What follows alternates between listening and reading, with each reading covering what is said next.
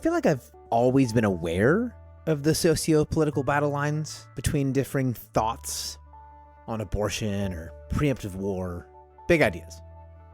But the comprehensive, nearly wholesale division and split between people with competing ideologies nowadays is heartbreaking. It's scary. In other words, it's no longer just that I think you're wrong about this or that. It's that if you entertain these specific thoughts, then you are aligned with that particular culture, which means that you're in this camp and part of that tribe. And as part of that camp or tribe or people, who you are as a person offends me and threatens me. I think the grief for me here is that in conversations about competing ideologies, I'm treated as if I am my ideas. And the thing is, I'm not. I have ideas, and some of them are weighty in my mind. They're important to me. But as important as any of them might be, I'm not defined by my ideas. Heck, a number of them are in conflict with other ideas in me, not to mention in conflict with some of my feelings and even the ways I choose to live my life, despite some of those thoughts and feelings. And I'm not trying to be a centrist. I've tried to be a centrist, and I just end up lying to myself and others about things I really think or know or believe or care about. So don't hear me trying to communicate some kind of intrinsic value for the middle. I am well aware that in particular moments there are toxic and destructive ideas and ideologies moving people to hurt other people.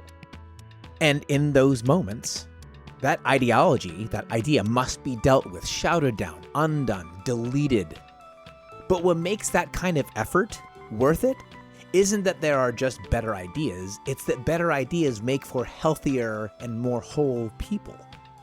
And it's that same value of and for people that seems to get lost more frequently in conversation than I can recall. And maybe it's always been a matter of identity. I don't know. Maybe that's new. I can't tell. What I know is that I don't see minds changed very often. Nowhere near as often as I see enemies made or friendships lost. During season 1 of this podcast, author Michael Weir warned against the desire or the expectation to find what he called a home in a political ideology or a political party, suggesting that the only places left where unchecked bias was not only allowed but championed was in the political or the ideological. That these were the only arenas in which it's still allowable to insult, to judge, to belittle, to dehumanize. So, as wishy-washy as this might sound, that's become a metric for me in conversation and in cultural engagement. If my ideas or my political conclusions or religious convictions lead or allow me to think lesser of people, I am in the wrong, period. A few years ago, I talked in depth with a dear friend with whom I've got several fundamental disagreements, namely about religious matters. And we were, if I'm honest, really proud of our friendship at that point. Because in light of all these vehement disagreements about things that really matter, we had maintained a friendship that, in fact, we didn't avoid our differences so much as they really actually enriched our connection. And at one point he said this line, and it's never left me. He said, "I think you're wrong about God. And I want to convince you of that, because I think you'd be happier and better off without some of what you think." We went on in that conversation to land on a kind of metaphor that we really liked. That if I'm aware of a fire in a building, a fire that threatens the well-being of others in the building, it's not my rightness about fire being hot or my knowledge of how quickly certain materials combust at specific temperatures that gets you moving to the door to safety. It's that when I tell you that there's something in your environment that might hurt you, you trust me and you believe me because you know I want you safe and well. I can be right all day long about really important things you might be desperately and tragically wrong about, but if I do not love you, my ideas are powerless. The value of an idea is the benefit it affords human life. So I'm not here to say, hey, everybody play nice.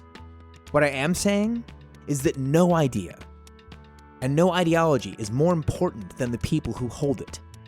or the people who disagree with it.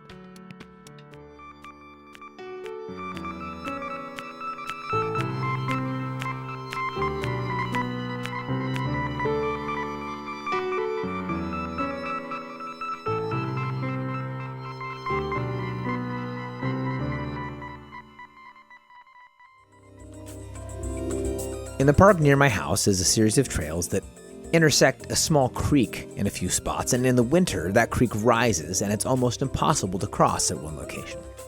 So a few years ago, someone built a bridge over that spot. They saw a problem and they created a solution in order to address it. Then a week or so later, someone else tore it down. And then in response, the original builder took some of the broken pieces from the first bridge and used them to assemble a new bridge. And I think that's actually how life works and moves forward, which is why I wrote that story into my next book entitled, It Is What You Make of It.